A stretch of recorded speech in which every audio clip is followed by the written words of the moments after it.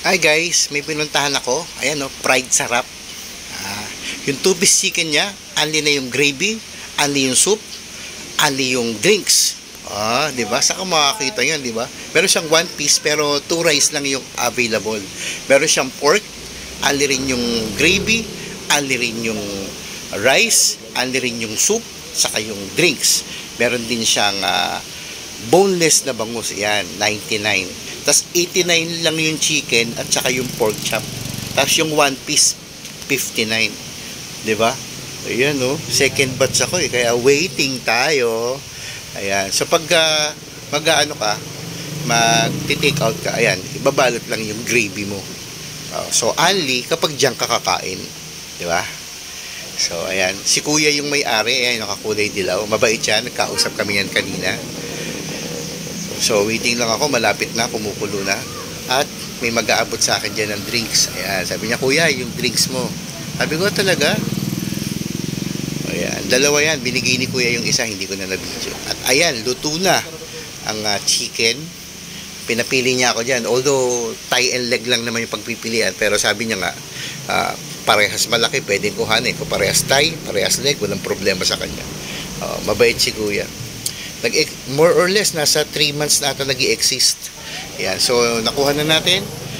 So puntahan nyo yan sa may M. Borja, kanto ng extension M. Borja. See you guys. Hi guys. Bumili ako dun sa sa fried sarap, yung halos kanto ng M. Borja, saka nalimutan ko yung street bar, makikita nyo siya. Ilalagay ko na lang sa comment section. Okay, meron siyang tawag dito, chicken oil ba to? Okay. Tapos, ito yung two-piece chicken niya. Malalaki siya, to be fair Pero sabi ni sir, maliliit pa daw to. Diba? Tapos, ano doon, guys? Ito yung gravy.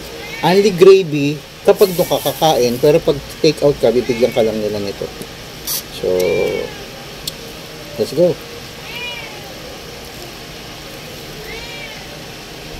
Yun parang masarap Thank you Lord for this food, Jesus name. Amen. Alright.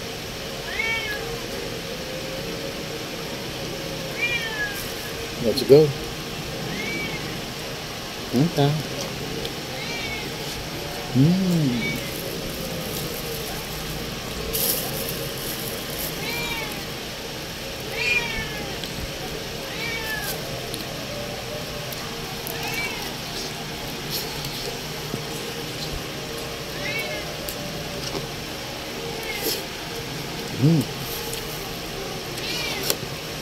Good.